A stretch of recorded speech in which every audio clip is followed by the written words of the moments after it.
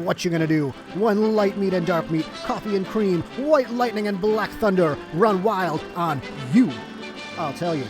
Dodge, duck, skate, suplex, and spirit fingers. Welcome to Channel 8.5.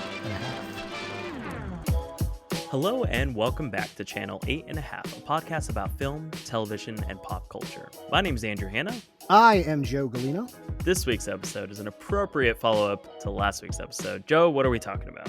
In honor of the Queen's Gambit, which we talked about last week, go listen to that. It was a very good discussion for a very good show. We thought, wouldn't it be fitting to talk about unorthodox sports movies? Queen's Gambit obviously is about chess, not something particularly that you would find cinematic, but boy, does it make it interesting. Yeah. And the things we're talking about this week tend to fall outside of your normal football, your baseball movies, your basketball movies. Everybody's seen those. We'll talk a little bit about some of those normal sports, but the ones that do it in a little bit abnormal way. Yeah, so essentially it's not just obscure sports or scarcely depicted sports in film and television, but also some of the main 4 or 5, however, viewed through a different lens or unconventional in structure and theme. Quite literally. And also just some sports that are off the beaten path.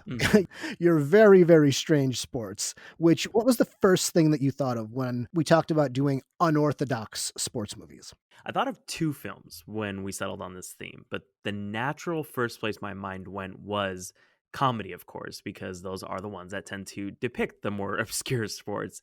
And it was Balls of Fury, the ping pong movie. Oh. And it's more of a satire, really, of secret agent movies. It's not even necessarily a sports movie. However, it is set against the backdrop of a very unorthodox sport, which is ping pong. So it does hit some of the sports movie beats and themes. They tend to be the underdog, breaking convention. You know, the player or the coach, the team is trying to break a specific convention of the sport, fighting elitism, a troubled family life, be it parents who are disapproving or an estranged wife or child. Overcoming adversity. Small town girl makes it big. Exactly. And then the next movie that popped in my head that I personally love this movie was The Greatest Game Ever Played, which was a golf movie. And actually, Stephen Delane is in that movie, Stannis Baratheon. I was like, wait, I don't remember this. And obviously it was before I even knew who Stephen Delane was, but watching it back was very interesting. And then I found out Bill Paxton directed it, out of all people. Bill Paxton directed The Greatest Game Ever Played? That I did not know. What? I've been watching this movie since I was in high school because it came out in 2004, I think? 2005. Or 2005. And I was preparing for the episode. I was like, wait, who directed this? And what have they done? And then I looked and I was like, Bill Paxton, what? The guy from Twister? Bill Paxton did direct this. I mean, it's funny, if you are ever scrolling past the Golf Channel, like you do, there is a 75% chance that The Greatest Game Ever Played will be playing on the Golf Channel because it's all they play. Oh yeah, it's on a constant loop. I wasn't sure if people had even watched this movie because not a lot of people talked about it, and golf isn't necessarily a sport that is portrayed much on screen, likely because of its slow-paced nature. I mean, there are a fair amount of golf movies, but relative to basketball, football, soccer, the big 4, as well as baseball, it's not nearly as much. I mean, you had The Legend of Bagger Vance, which I hadn't seen, but I've been wanting to see for a while. Have you seen that movie? Yes, because that is the other 1/4 of the programming on the Golf Channel. It's those 2 movies. It's just those 2 movies over and over again. And occasionally they cut to some golf too. It's 90% Greatest Game Ever Played, 10% Bagger Vance, and then like 1% of just regular golf. I know those numbers don't add up, but you know, I was told there'd be no math. The Greatest Game Ever Played I really liked because it made watching a golf movie very interesting. Characters I really love, like the kid that caddies for Shia. It's my favorite character in that whole movie. And if you haven't seen The Greatest Game Ever Played, it's about the elitist world of golf, and Shia is a caddy who gets a chance to compete in the US Open. And by the end of it, it comes down to Shia, who plays Francis Ouimet, and it's based on a true story. And Delaney's character, who plays an English peasant boy whose childhood home was actually demolished to build a golf course. He has a very interesting conflict as well. And then the third other person in the final is Josh Flitter, who plays Eddie Lowry. He's this burly Englishman. And all 3 of them came from humble beginnings. And I love that the 3 that are left in the final have been turned away at one time or another, or marginalized by sort of the golf elites or golf establishment. And there are some cartoonishly exaggerated characters and moments. However, on a thematic level, it's actually pretty good. Legend of Bagger Vance also goes into that too. A Mhm. lot of golf movies, or the serious ones, the ones aren't the heavyweight dramatic, Oscar contender that is Who's Your Caddy, play into golf being a very stuffy game for Yeah. elites. Rich Yeah. men play golf. That's where Mhm. business deals are made. Legend of Bagger Vance, greatest game ever played. They do the whole like looking down at some guy, Shia in that movie, Will Mhm. Smith, and going, well, not everybody is a stuffy elitist. The peasants can rise up and hit a 9 iron too. Well, and it's interesting because I hadn't consciously realized that it was a common trope until I was really thinking about it. It comes up in a number of sports films, specifically ones reserved for quote unquote high society. And it was very apparent when I was rewatching The Greatest Game and then another we're going to talk about later, I, Tanya, because despite her excellence, they shut her out as well because she was essentially white trash. Putting that aside, I love the way that they shot the greatest game I ever played because it was very interesting. It made watching golf interesting. For instance, there's a moment when Delaney's character is prepping to take his shot.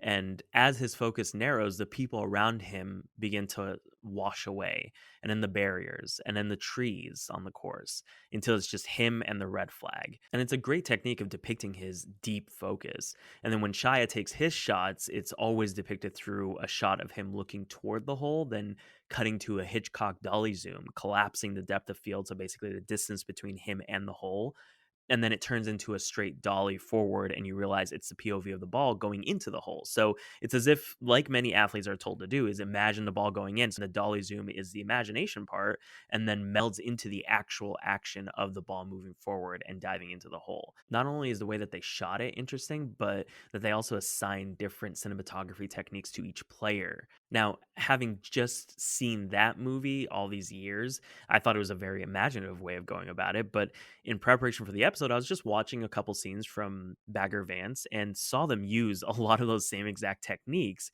Now, it came before The Greatest Game, but I thought it was interesting to see that golf movies have now, in a way, adopted their own language when translated to the screen. There's only so many things that you can do though visually to make a man standing still hitting a ball Yeah, and then exactly. walking slowly Hmm. visually interesting. You got to do everything you can. But it's cool to see that a sport like golf has its own language in a sense. I also love the soundtrack from that movie. I mean, one of my favorite tracks in any soundtrack is from that movie. Really? Yeah, yeah. The track is called "The Game Is Afoot," and it's during the montage of them playing through the second day of the tournament when it's raining, and it's this energetic, driving track that is just perfect for a montage like that.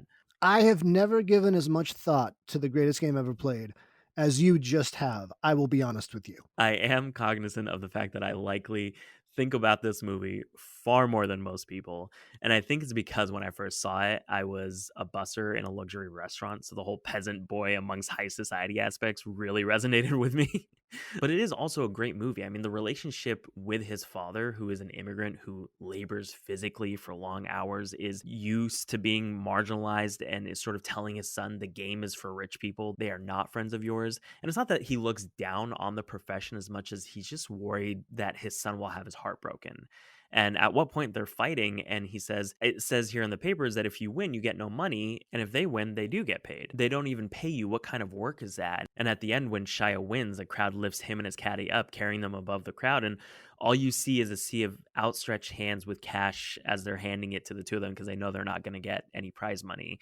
And, Shia and the caddy are grabbing the cash. And then Shia sees one hand and he looks down and his face turns to surprise. And it cuts to his father standing in the crowd, looking up at his son with pride, his outstretched hand clenching a dollar. I mean, till today, that scene breaks me. I mean, it had Christine and I sniffling by the end. You and I went very differently when we thought about obscure sports movies.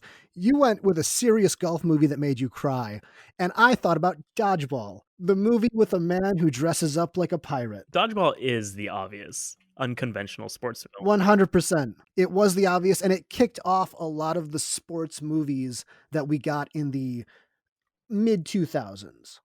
A lot of the unconventional Will Ferrell sports movies Yeah, came yeah. after that. Balls of Mhm, Fury that you mentioned, we wouldn't have gotten Balls of Fury without Dodgeball. mhm.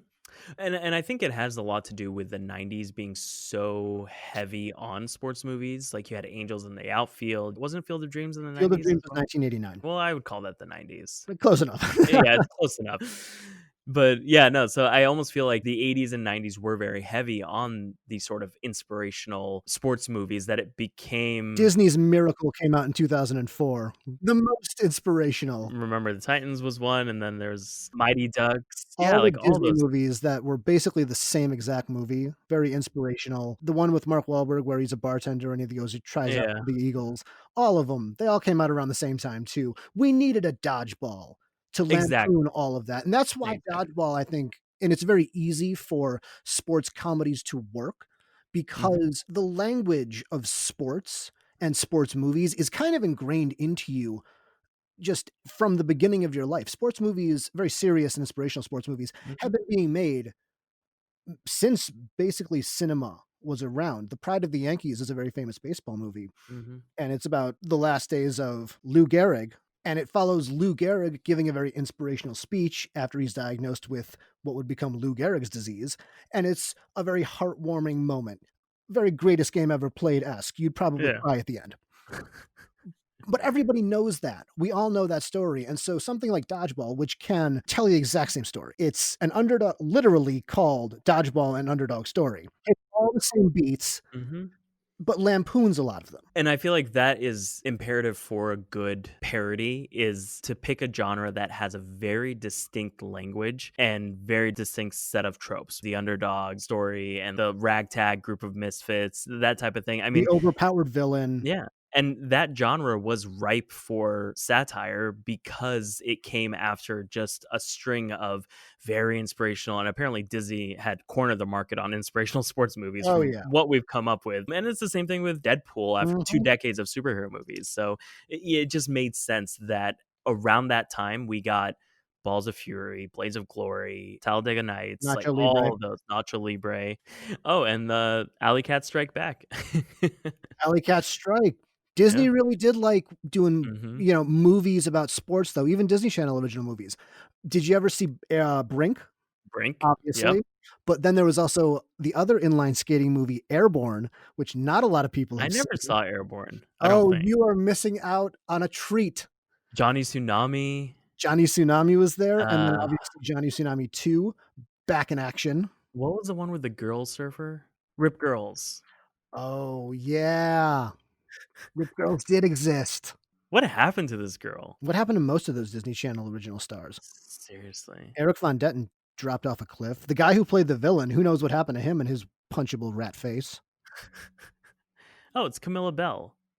What? Really? Yeah, yeah, yeah. I didn't know that. Uh-huh. Huh. How about that? Yeah, Eric Von Denton, I mean, he was the face of Disney Boy, was he. for the longest time. Oh, and he was in Princess Diaries, I forgot Yes. about that. He played the smarmy douchebag. I love Princess Diaries. You know what Dodgeball does really well, though, that does invert the genre, is that it has a protagonist that doesn't really want anything, is very passive, and is hesitant to change. He's the opposite of every sports movie character. Rudy really wants to be on the Notre Dame football team. Vince Vaughn in Dodgeball just kind of wants to hang out. He doesn't really want to save his gym and has to be convinced to save his gym by other people. What Dodgeball does so well is you hate Ben Stiller as White Goodman so Mhm. much. Vince Vaughn doesn't care at all about anything. Ben Stiller in that movie cares so much about beating average Joe's gym to a comical degree. And just the character that he creates as White Goodman with the hair, with the mannerisms, with just this intensity that is just blazing hot. The fact that he has a painting in his office of him grabbing the bull by the horns literally, and then they make a joke about it. To me, that movie is very, very smart to me, I think, at parodying the genre. Well, yeah, right? I mean, a good parody will seem silly and dumb on the outside, but it's actually very smart. In the same way, I'm gonna bring up another sports movie I mentioned a little bit earlier too, Nacho Libre, which Mhm. does not really invert the genre in the same way Dodgeball does. In today's time, this wouldn't go over well, but Jack Black plays a Mexican priest who moonlights as a wrestler I in forgot order about. yeah, looking back at it now, that really wouldn't fly, but this was 2004. He's a very earnest character, sticks to the trope itself. It's not doing anything revolutionary, with its Yeah. plotting. It's But just over exaggerated. it's over exaggerated, but what Nacho Libre does really, really well, and I think that a lot of movies could learn from, is that it takes 2 characters, Nacho Libre and then his sidekick, his ring man, Mhm. whatever you wanna call them.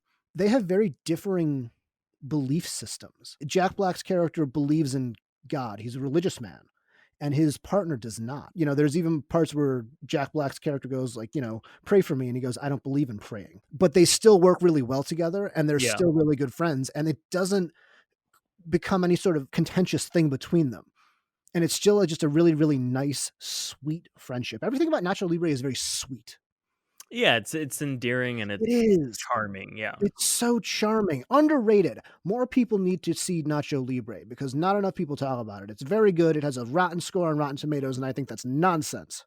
Does it really? I feel like everyone in high school loved that movie. Did they? Not where Yeah, I went to high like, school. Napoleon Dynamite and Nacho Libre were, like, people's favorites. Because the guy who directed Napoleon Dynamite directed Nacho Libre. He made these kind of, like, cult classic it was sort of the beginning of Mumblecore, I guess. They kinda happened at the same time. Comedy Mumblecore was there first, before Mumblecore became a thing. Napoleon Dynamite, I think, definitely did Yeah, maybe more so than help Nacho that. The Libre, but I think yeah. the quirky, and I'm using air quotes, protagonist, but a lot of the framing things that he does in Napoleon Dynamite also come back in Nacho Libre. It's framed and directed visually really, really well for a movie starring Jack Black as a Mexican wrestler. It is. Which is interesting, right? When a satire is actually gorgeously shot. Like, I Mhm. love that. A lot of the characters in it don't look like your typical movie stars other than the love interest. She is, fittingly gorgeous. But a lot of the characters look very lived in, feel very real. You can see the lines on their faces. Speaking of Mumblecore and someone who lived in that space during its inception, another one that came to mind was Whip It with Ellen Page. What an underseen movie. I remember that movie did not make a lot of money, and people don't talk about that movie. I resisted it. However, by the end of it, it actually won me over. And I was surprised at myself. It wins you over in spite of itself, I think. It's so earnest. It's so incredibly earnest, but I think by the end, you kinda get over that because, again, it doesn't do anything new with the genre. It's a very typical rote sports movie template that they do, just set in the world of roller Well, and derby. it makes sense for her directorial debut. Drew Barrymore wasn't going to try to revolutionize the genre. And I think it makes sense that the foundation was consistent with other sports films, but that the sport and the surrounding characters are where it differed. At first, it felt like the usual alt girl breaking out of her shell and fighting against the small town girly girl box. Mhm. But the family dynamic is where I think it found its footing, which is interesting because that's usually where something like this could lose its charm. I think it embodied its themes in the sense that all the characters, including the team of girls, could have been one note from the outside perspective, over exaggerated characters basically, but they were all fairly balanced. And I think Marcia Gay Harden could have become her character in the midst, but she was one of my favorite parts. And she wasn't too much of sort of the overt pageant mom, and she didn't completely buy in by the end of it. So Mhm. she played it right, and I enjoyed her internal conflict as well, being from that world. I also love the father's pride by the end, hammering his sign into the lawn and looking at his neighbor like, "Yeah, me too. My kids sport too." Like, and then down to the sister, she starts to embrace her older sister's new obsession and style. They didn't decide to go with the typical kind of bratty little sister that is a pride of her parents. It's a sweet moment when she's all gothed up and then wearing a helmet by the end of it because she wants to be like her big sister. I mean, I love those moments, and I thought it was a charming film. I wanted more roller derby. I was the opposite of you. I wanted more of the beating and the roller derbiness of it. I don't want your mother-daughter heartfelt moments. Give me women elbowing each other in the face. I mean, it really didn't lean in on the sport. No, it I thought it didn't. was going to be completely about the sport, but it really wasn't. I mean, they did have the explanation that was very loose. It was a very kind of overt, this is what we're going to do to explain it, and then we're going to move on. They didn't really hit it hard in the explanation of roller derby, and I still kind of don't know how roller derby is played other than, you know, elbow some people in the face, and then there's some pileups, and then you No, fly they past some people to score. They didn't do that, and that's, I think, maybe a reason why it hasn't been seen enough. I don't know. It doesn't even do the thing in The Color of Money at the beginning where Martin Scorsese does the voiceover in The Color of Money, but they explain nine-ball pool, and they say, "Okay, we're gonna do 2 minutes of voiceover with just us telling you how nine-ball is played, and then we're gonna move on." I feel like they should have done that in Whip It just to make it a little bit more easy to understand. Well, they did. I mean, there was a Eh, point where Ellen Page literally raises her hand at the yeah. tryouts, and she's like, "What are the rules?" And then he goes through the whole explanation. They even have kind of a split screen where they explain, "Oh, you just have to pass people, basically." And I think the reason why it didn't stick and it didn't resonate is because there weren't very many stakes in the beginning. They didn't care to win. They No, wanted to just have fun and, in a sense, express themselves. And then there's this kind of almost arbitrary moment where they decide that they want to win because Juliette Lewis's character was mean to them from the beginning. So I don't know what changed at any point. There wasn't very much of the sport necessarily until the end. I think it was more about her. her emotional journey of, yeah, finding something she loves. It's a coming of age story when it comes down to it. It really has nothing to do with the sport I wanted necessarily. more great names. Juliette Lewis's character name, Iron Maven. Ah, so good. Maggie Mayhem, Kristen Wiig, Bloody Holly, Zobel. Come on. I was going to ask you this question later. I'm going to spoil my own question. I was going to say, what obscure sport do you want to see another movie made from? Yeah. I was actually going to ask you the same thing. Yeah. Roller derby is the one for me because there haven't been many. This is the only one I can think of. And it's ripe for more of a comedy type of feel. This is more of a drama. I want the Yeah. dodgeball of roller derby. I'm almost glad that they didn't because I thought it was going to be that. This seemed like a movie that Rebel Wilson could be in. I would totally watch that. I mean, it would be funny. Like I would totally watch it. Yeah, Aaliyah Shawkat should be in more. Honestly, that girl is so effortlessly funny, charming, and natural. She was in a show on TBS called Search Party that I don't know if it did well. Mhm. She was also in a few episodes of Transparent on Amazon. She's been doing Yeah, stuff. She hasn't been as doing as much as when she was in Arrested Development. that's the thing is like after Arrested Development, she should have blown up. Yeah, because she's so funny in Arrested Development too. Oh my god, she's so great. But I love the coach in this. His his one wish is just that the girls run the damn plays.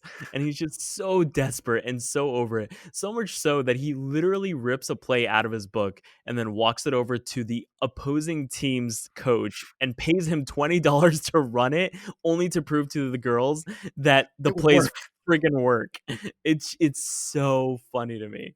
The biggest sports movie cliche right there, the over demanding coach. You can't have a sports movie without it, comedy or drama. What was different about this is that he takes it so seriously and he really Yeah. wants to be that sports movie coach, but the girls don't give a crap about the sport. And so he's just frustrated the whole time. The whole time. I thought it was Aaron Eckhart. I literally could not distinguish him from Aaron Eckhart.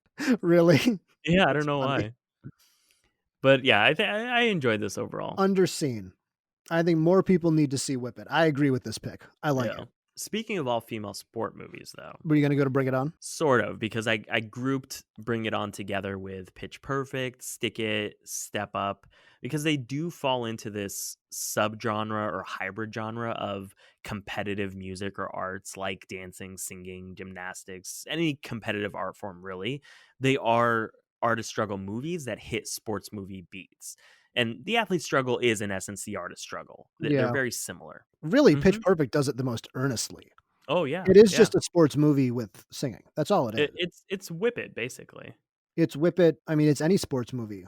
Yeah. Bring It On, they do it too. They're judging them based Mhm. on a performance. Bring It On is very much a sports movie, even though it's cheerleading. Now, you can argue, is cheerleading a sport? But I you don't can think. argue that with chess too. Oh, you can Chess isn't absolutely argue really that. yeah. I don't think chess is a sport. I don't think pool is a sport. They're games, but they're played on Mhm. ESPN and they're in the Olympics. So, I guess it's competitive. yeah, where are we Yeah. drawing the line in the sand here? It really doesn't matter. Is chess played in the Olympics? I have no idea if chess is played in the Olympics. They Oh, used I to don't have bowling in the Olympics. They had pool in the Olympics. Oh, they did, yeah, I remember that actually. Yes. Mhm. Ping pong. Ping Is pong is ping gonna pong be yeah, still I think ping pong is in the Olympics. but gymnastics as well. I mean, Stick It is basically about the Olympic team, Yeah. and that's an interesting movie too. Like, what is Jeff Bridges doing in Stick It? What a bizarre choice. Right? I mean, I It guess you get tired of playing country singers and sheriffs. You gotta go to a sports coach. Have you ever seen a movie called The Bronze? mm-mm. Came out a few years ago. It has Melissa Roch in it from The Big Bang Theory. She stars as a over the hill past her prime gymnast who took 3rd place in the Olympics, hence the bronze, and she's real depressed about it. You know, she didn't win gold. It's got a terrible rating on Rotten Tomatoes. It's kind of reviled as being terrible. I really liked it. Really? I thought it was very funny.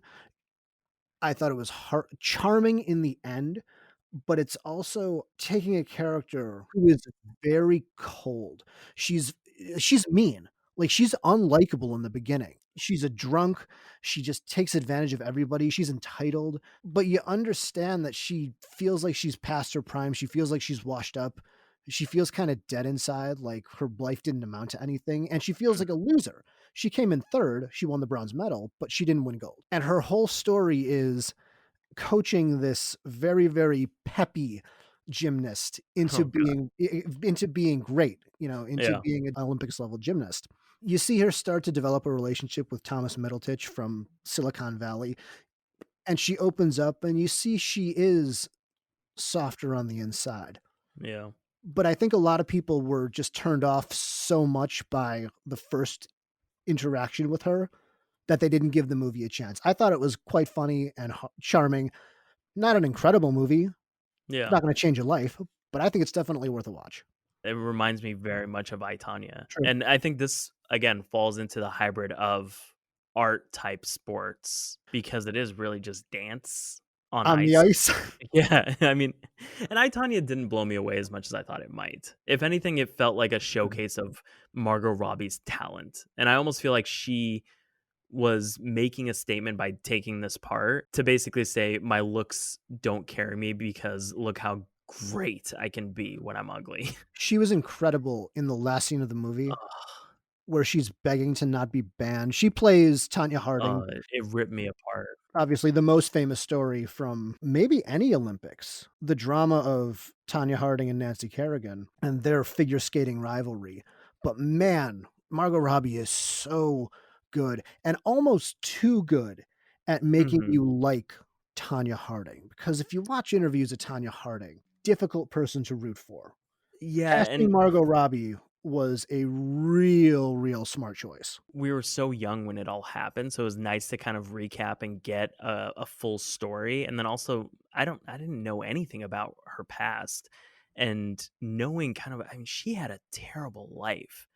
And it's just so sad. That doesn't excuse what she did or what she might have known or not known, whatever it might be. It's funny because right before we started watching it, we were talking about kind of the whole situation. I compared it to the OJ trial. And by the end of it, they actually show the country's attention sort of switch to the OJ trial, which is very interesting. Yeah. And again, that goes back to what I was saying last week with the 90s, in that you have these stories that hold the country's attention, and then we just move on to the next big story, which I think Mhm. is more than anything sort of the founding theme of this film, which is the only thing that the proverbial they want more than someone to love is someone to hate. Mhm. And what wasn't really said, but prompted me to sort of complete the sentence in my head, was that furthermore, they salivate at the opportunity to hate someone that they used to love. You know, think Iverson, Kanye West, Justin Bieber, like really any child star.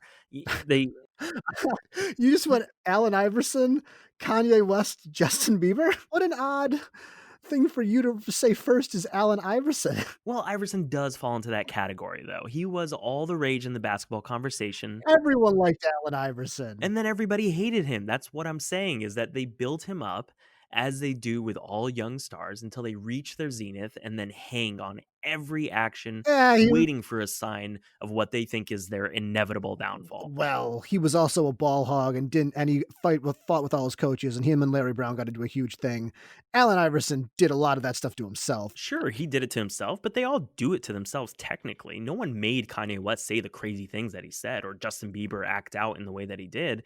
It's the isolation that comes with being the center of attention, even in a good way, and then have every action and word scrutinized and misconstrued, trying to paint you as someone who's head has gotten too big, or that you've become a diva, or that you've lost your talent, whatever it might be, it has an effect on you and sometimes drives you to become the very thing that they want you to be. Mind you, I knew nothing of Allen Iverson, but after seeing the That was such documentary, a good documentary. The Allen Iverson documentary is incredible. yeah, it was a great documentary, but they show the actual events that occurred, and then how the media portrayed it, misconstrued it, stretched it, and the career repercussions that followed because they didn't want the drama surrounding Iverson.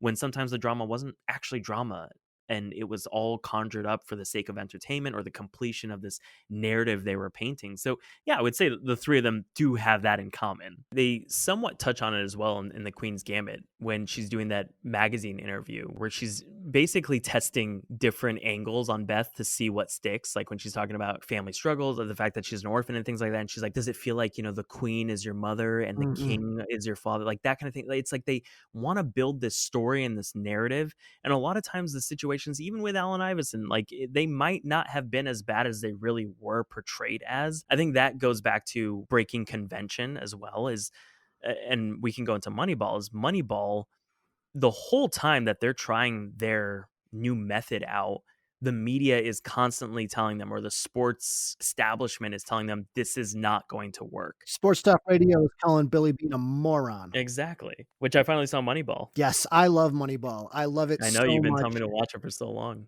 Now, kind of falls we're stretching the parameters of unorthodox sports movie, but it's a baseball movie done in an unconventional way because this is based on a book that Mhm. should never have ever been an interesting sports movie. Moneyball is a book about statistics. It is a Yeah. book about numbers, the most boring thing ever. And you couple that with baseball, a game that is dying because most people think it's too slow and boring, is a recipe for disaster. But I think Moneyball is maybe the best baseball movie. Sacrilege to say there are so many great ones. Although my favorite is Major League. Not saying it's the best one, I'm saying it's my favorite. And it's a movie that I think should have gotten Brad Pitt Best Actor I because I agree with think that. he's incredible in it. But the way that it's shot with the players and the numbers all kind of feeding together in this sort of Mhm. montagey type way, they're Yeah. they're they're superimposing baseball statistics on top of baseball playing, Yeah. which is so bizarre in that, again, it shouldn't work on paper. But the relationship that Brad Pitt has with Jonah Hill's character, who plays the Paul D. Podesta surrogate in it, is amazing. What did you think of it? I'm sorry, I'm talking No, too no, no, much. no, no, no, no. I know you love this movie. You're the one who I just saw it. No, I love hearing you talk about it, but I think Jonah Hill is one of the most complimentary actors to like heavy hitters, if not the best. Who else can you think of that's consistently placed in that sort of sidekick supporting role that can shine just as bright, if not more sometimes, when he's up against a big star? I mean, he did it in Wolf of Wall Street, something else I'm forgetting right now, but Jonah Hill shines in serious roles like this. Mhm. And playing against Brad Pitt, I mean, I loved their moments together. What's funny is that I forgot that Aaron Sorkin wrote this, and the conversation that Brad Pitt has when he approaches Jonah after the Indians negotiation had me thinking, I'm like, this feels like Aaron Sorkin, until I looked it up again. I was like, oh yeah, no, it is. It is Aaron Sorkin. Yeah. It isn't as heavy-handed Aaron Sorkin, which is maybe why it didn't occur to me No, at first, and I think it's because he had a co-writer. Steve Zaillian co-wrote it, and he wrote Schindler's List and Girl with the Dragon Tattoo, and he also wrote and directed Searching for Bobby Fischer, which is the best chess movie. Oh, yeah. It all comes full circle from last week. It was also originally going to be directed by Steven Soderbergh. Oh, really? Mm-hmm. He had an interesting take on it. He was going to shoot the movie as fiction, but intersperse it with real talking head interviews of guys who actually played on the Oakland A's at the time. Oh, that's interesting. It's an interesting take, right?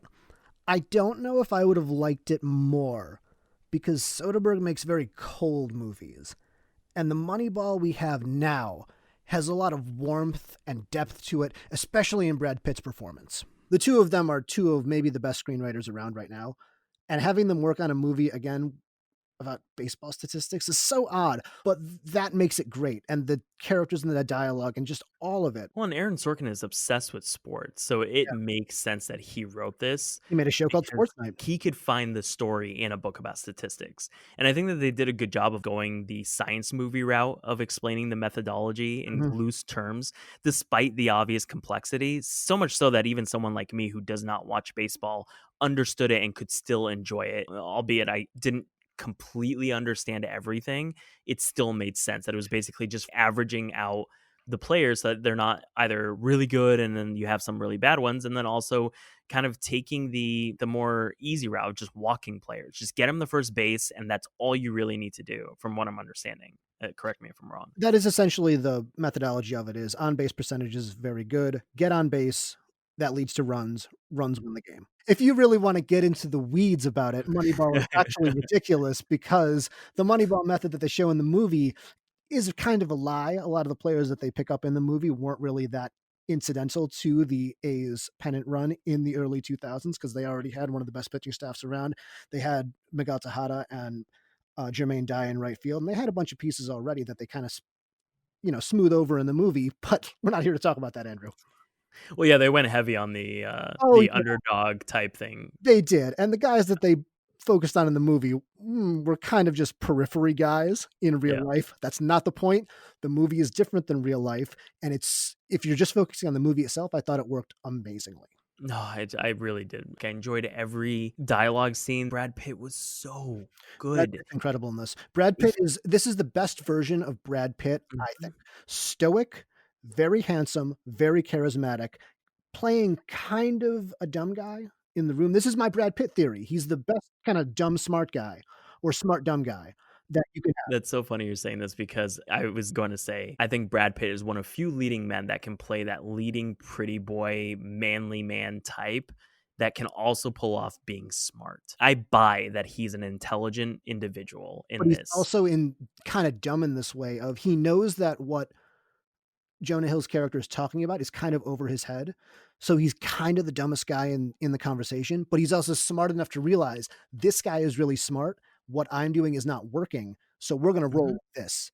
And he is enough of a commanding presence as a leader to go, no, this is what we're doing. And you follow him. He leans into it so much Mhm. so that when Philip Seymour Hoffman's character, his I guess he's the coach or he's the manager or the manager is the coach? The manager of a baseball team is the coach. Yeah, Art Howe is the character Philip Seymour Hoffman plays. and he refuses to play the players that he's telling him to Yes. play, so he literally just trades them away, like, he doubles down on it and basically gives Phil Seymour Hoffman no choice but to play the guys that he's telling him to play, and the fact that he completely embraces this new method and sees talent. And that's the thing is that he might not be the guy who came up with the methodology, but he was able to recognize the talent in the methodology. Mhm. In the same way that a good leader will surround himself with, like you said, smart individuals. Like he sees Jonah Hill turn down the trade in the Indians negotiation and he beelines it straight to him and he says, "Who are you? And what did you tell him to make him turn down what he thought was a great trade for them?" He recognized that there was obviously something he didn't know and that maybe that knowledge could help him. And I think that's something that Aaron Sorkin does very well. And any really good writer, a lot of writers do this, but is being able to sum up his characters or the theme of the story in one story that one of the characters tells. For instance, Charlie Wilson's War, it's the story of the Zen master and the little boy that Hoffman tells Hanks on the balcony.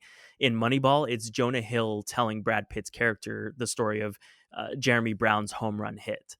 You know, when he's showing him the tape. In the newsroom, it's calling everybody who's watching the show stupid because Aaron Sorkin is the smartest person in the world, Naturally. according to Aaron Sorkin. Exactly. But that story with with Jeremy Brown, I mean, that perfectly encapsulates the conflict at the core of Billy Bean's character, who, because of essentially only one loss after a record-breaking 20-game winning streak that's never been achieved in baseball history, is essentially missing the forest for the trees because he's fixated on one loss and unable to see how he's effectively revolutionized the game of baseball forever against all odds, against all conventional wisdom, and he still feels as though he failed. He did kind of fail. He hasn't won a World Series. You could make the argument that what Billy Beane did with Moneyball with the Oakland A's, the Boston Red Sox, they do this at the end credits. They say the Boston Red Sox used the Moneyball method and won the World Series a few Mhm. years later. Boston Red Sox also got to pay for the most expensive players, the best guys. They took the being able to pay for the best guys and the Moneyball thing and combined it and won the World Series. You can make the argument that Billy Beane's method hasn't worked or the Moneyball thing hasn't worked. Now, obviously it does, and I'm playing devil's advocate because Moneyball and that way of thinking has permeated the game so much, and it does work. Everybody knows it. That's just how you view the game now. But he never did win that World Series. He definitely failed at his want, which was to win the championship, but I think he succeeded in what he needed, which was to change the game of baseball. Mhm. And that is what he told Jonah Hill. It was right after the 20-win streak, and he looks at Jonah Hill, he's like, "What's the point?" And he's like, "The point to me is changing the entire game of baseball in the way that it's played," because he works for a team that is broke. Mhm. He romanticizes it. He says it's hard not to romanticize baseball. And I think it hurts him to think that it has now become a pay to play sport when it really shouldn't be about that. It should be about the sport, it should be about the game. And he succeeded in that. He succeeded in changing the thinking. Sure, the Red Sox, like you were saying, had the ability to pay for those great players, but that story really sums his character up perfectly. And it's right after he's telling him, we lost. It also does this strange thing too, where the climax of a sports movie isn't winning a championship because they don't. It's a 20 win streak. Yeah, yeah. What an Yeah, odd the third act. yeah, the 3rd act is them trying to break a record, not win a championship. What an odd Mhm. thing that they had to do it because they couldn't do anything else. But but how strange. Not something that you see in most other serious baseball dramas And that's why I or think it sports makes movies. it unconventional. I think more than anything, it is thumbing his nose at the naysayers is really what the win was, more than them winning the championship. A lot like Whip It. Mhm. Your picks are very depressing, Andrew. You've been telling me to watch Moneyball for quite a while, so Moneyball is incredible. and The Greatest Game I've Ever Played is very inspirational. I love that movie. True, very inspirational. But I mean, is that what makes it unconventional? I mean, Rocky, he doesn't win in the end, but No, Rocky doesn't. We brought up Bring It On too. Mhm. Not a sports movie. Oh, you know what I forgot to bring up? Mm, Drumline. Drumline. Drumline hits so many sports movie tropes and True. so many sports movie beats. Cliches. Yeah, I mean, it's the male Bring It On. Oh, it is. I don't think I've seen Drumline all the way through. Oh, I yeah, wasn't on I that used to I watch it wasn't all on the that time. Nick Cannon train like I you were. wasn't on the Nick Cannon train ever, really, but I really like Drumline. So much so that in my senior year, I signed up for Drumline and then realized I hated it, and a week later went into drama and then did great in drama. It does strike you as the male Bring It On. Yeah, 'Cause yeah. Bring It On too, Bring It On does the same thing that Rocky does, and that the Rancho Carne High School cheerleaders do not win in the end. Gabrielle Union's East Compton Clovers win, or East Los Yeah, Angeles, mhm. whatever they are. The Clovers, they're the ones that win. I think I've only seen parts of Bring It On, now that I think about it. Really? No, Bring It On was kind of like a It cultural was a phenomenon. phenomenon. I think I've seen parts of it, like, on HBO and things like that when it would be on. It's got an incredible rom-com moment where it's all done without dialogue too. Kirsten Dunst plays the main girl, and the love interest is the brother of the girl that she hates in the beginning, but they become friends. And they're doing a little flirty scene where Kirsten Dunst's character is staying with them, like doing like a sleepover type thing.